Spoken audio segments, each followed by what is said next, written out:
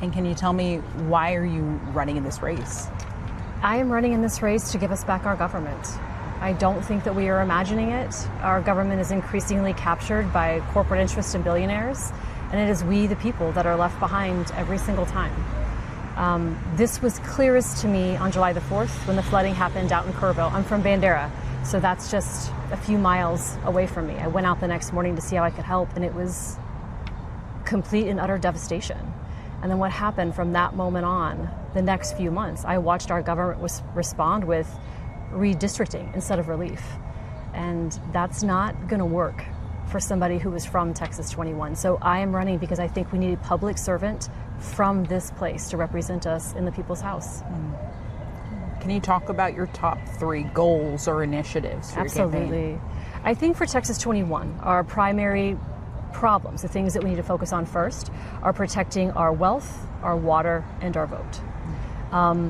Wealth means making sure that our tax system works for everyone, not just the billionaires. We need to make sure that teachers and nurses in our district are not being charged or taxed at a higher rate than billionaires effectively. We need to repeal Citizens United. This is how our government was initially captured to begin with, and why the problem of billionaire control continues to escalate, and we are getting less and less of what we need from our government. But I think we also need some right here and now solutions for the affordability crisis. We need to increase the federal minimum wage. There's already a bill in Congress right now. It was presented by Al Green. It's HR 122. It matches the federal minimum wage rate to the poverty threshold. So if you're working a full-time job, you should be 25% above the poverty threshold. It's a genius piece of legislation, just sitting there waiting for somebody like me to support it. We can also do things like cap corporate home ownership so that housing is more affordable for people in Texas. We can go in pursuit of reestablishing consumer protections, like banning dynamic pricing, things like that. So we have a fighting chance at affording our living here in Central Texas. Water is really important, and that's not something that we typically talk about from a federal perspective, but if you're from Texas 21, you have to talk about it. I propose establishing legislation that will ban the use of an NDA if it applies to any kind of public asset, like our water or our electric grids. Data centers are moving in very quickly. They just had a city council meeting up in San Marcos last night about a data center that is trying to be built in that area. And it is catastrophic to think about what would happen if something like that works. And without the ability to engage in those processes, they're making these deals without us ever knowing, and then the bill is ours. We already have a water scarcity problem that is not going to fix itself. We're going to have to be really mindful here. The other thing I'd like to do is make sure that there are funds available earmarked for public litigation. So when our groundwater conservation districts, for example, do the right thing and deny a permit to someone who's going to use our water in unethical or disaster capitalist kinds of ways, often they'll do the right thing. They'll deny the permit, but what happens is they get sued immediately thereafter, and there's just not enough funds to really fight that the way that we have to fight it in order to prevent water scarcity from worsening here. Last but certainly not least is defending our right to vote. I am deeply concerned about things like the SAVE Act, the redistricting that happened just this last summer. These are intentional efforts to make it very difficult to engage in our own electoral systems. And if that is successful, we are going to be in a situation where none of the fighting that we need to do is going to matter. So whether we're talking about ICE, reproductive freedoms, education, healthcare, all those things that are so important right now, if we lose the right to vote, we will not be able to make headway on any single one of those things. And again, there's legislation in Congress right now waiting to be passed. There's 3 different bills, and collectively they will ban gerrymandering, ban mid-decade redistricting, and expand access to the polls. Simple things like making it possible to register and vote in the same day. Those are my priorities. I know that that's not an exhaustive list given all of the very difficult things that are happening in our society right now, but I firmly believe that if we lose any one of these fundamentals, we lose the ability to make headway on anything else. Can you talk a little bit about what are the ways in which you set your campaign apart from the other people running in this race, especially one backed by President Trump and Greg Abbott? Yeah, that is a really good question. I think there's 2 really important things that set me apart. The first is I'm fighting for my home. I'm from here. And it's been a really interesting experience campaigning because I'm out in the hill country a lot. I'm in Bear. I'm all over the place. But I am hearing from all kinds of folks from both sides of the aisle how frustrating it is that there are so many people in this race that are not from here. Some of them don't even live here. And I think for Texas 21, that feels like opportunism. It feels like someone wanting the seat, but not wanting to be a representative of this area, because how can you represent people that you don't know anything about? So I think that's one of the really important things that sets me apart. I think that's leverage that we've got right now that's really critical. But beyond that, there's district credibility that I bring. For 17 years, I've trained here, I've worked here, I have provided mental health care from Bandera to San Antonio, from Kerrville to Kyle. I have built real trust with community members right here in Texas 21. And that goes a long way when you're trying to get someone who maybe doesn't see things from your perspective to just give you those 2 seconds that you're going to need to have a real conversation, a real dialogue. The second thing that's really important, I think, is I have a plan. We are well past the time when platitudes are all that we need. We need someone who's able to approach the people with a real bona fide battle plan that makes sense for our district. They can't be talking points, especially if what we're going to try to do is flip the seat, right? We need someone who understands the area and the people well enough to understand what they're going to want to talk about. Water is one of those things. Voting is one of those things. And of course, the affordability issues. These are the things that people care about right now. How do you get people to go out and vote and look at the candidates when there are 14 people running for a race this early in the year, not near November? It's a really good question. I think one of the things that's really effective is being personable. If we're going to be moving around in this space saying that we're not politicians, we better not sound like politicians. We better have the ways that engage people and motivate them ready to go, having real conversation, meeting them where they are, not expecting them to come to us because we know that's not going to work. And then having, again, I feel like I'm saying the same thing here, but having a platform that shows them that you've been paying attention, that you are in fact talking to them, and it's not just these broad stroke party platform talking points. That's not what anyone needs. And we must have been doing something right, because voter turnout yesterday was pretty amazing here in Bear.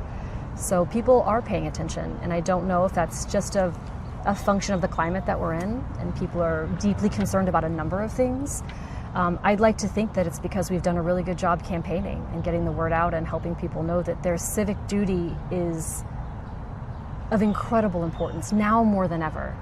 I think another thing that's helpful is to let people know that you understand why they might feel disenfranchised, that they're not incorrect in that assessment. Princeton put a review out that said a piece of legislation that has no public support has about a 30% chance of passing. One that has 100% public support still only has a 30% chance of passing. If people don't feel like it matters, it makes sense that they wouldn't be motivated to go out and vote. So I think acknowledging that and letting them know that that is true, but it's a very solvable problem. What we do is we go to the polls, and we do it now before potentially we can't. As you're looking ahead at this race, the primary, can you talk about what is something that you feel people don't know about your campaign yet? We are about as grassroots as it gets. I have an incredible crew supporting me in this effort. And I think that that's one of the surprising things about this particular campaign team. Being around us is a lot of fun. I don't think that people necessarily think about politics or politicking or campaigning as something that is enjoyable and connecting and joyful, but it is. It is when you do it the way that we're doing it. I think we rely on each other, and that's an incredible thing to see. There is no sense of,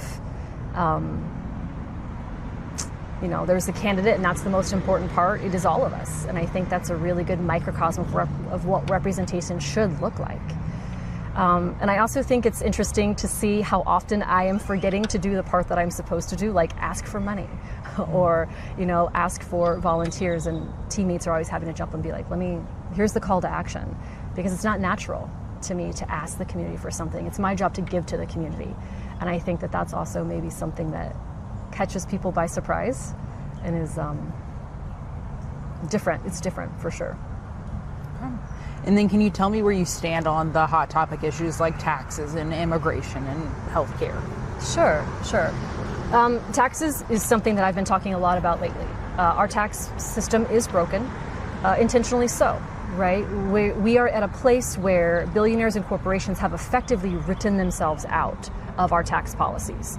And the only people left to generate the income that drives this nation are the working and middle class. And that is simply not going to work. It's not going to work.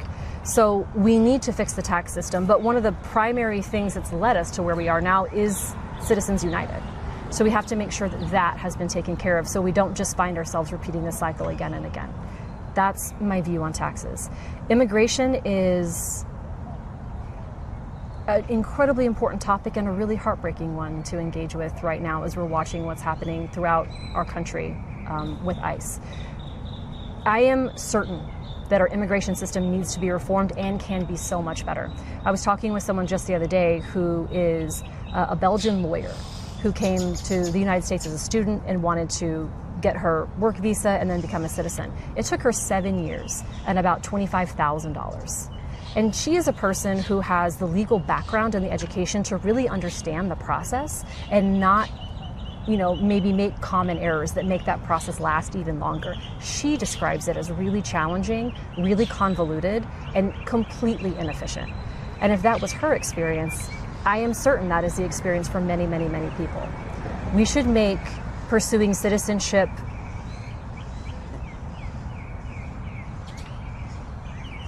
the most approachable path possible. We don't want to incentivize people to not pursue the right way, and we're doing it. We have something called the 3 and 10 year bar right now. Have you heard of this?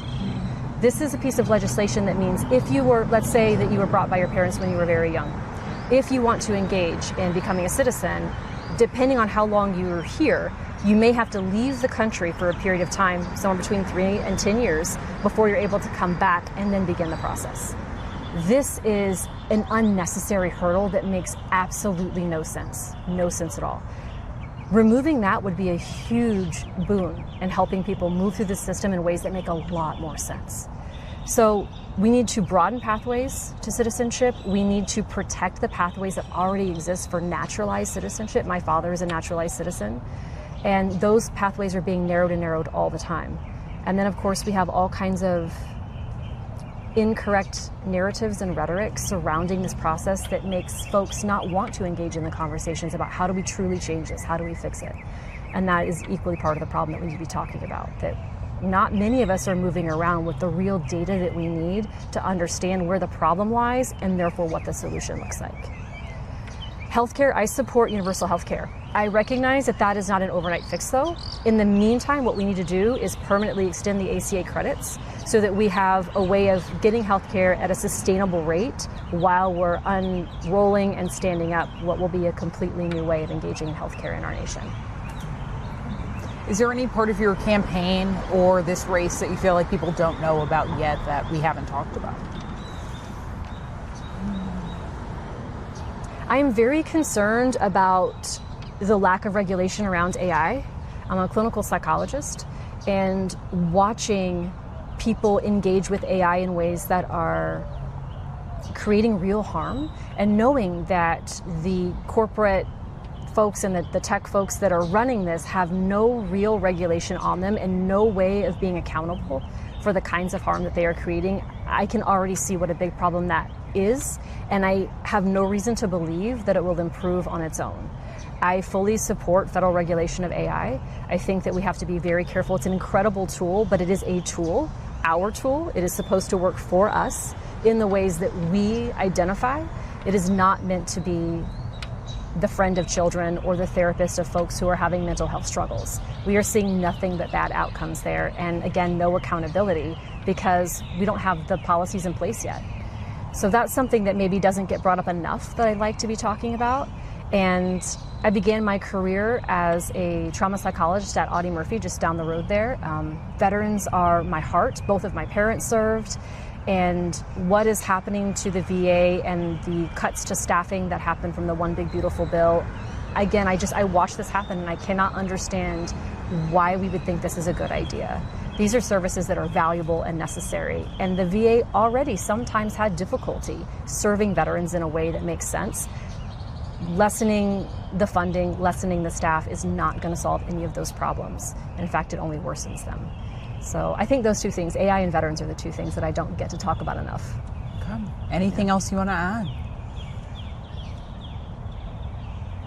I'm deeply heartened and excited by the voter turnout yesterday. I am so encouraged by what we are seeing happening. So if viewers have not voted yet, please make the time to do so. I would be honored to have your support in my campaign, but if you don't vote for me, vote for somebody.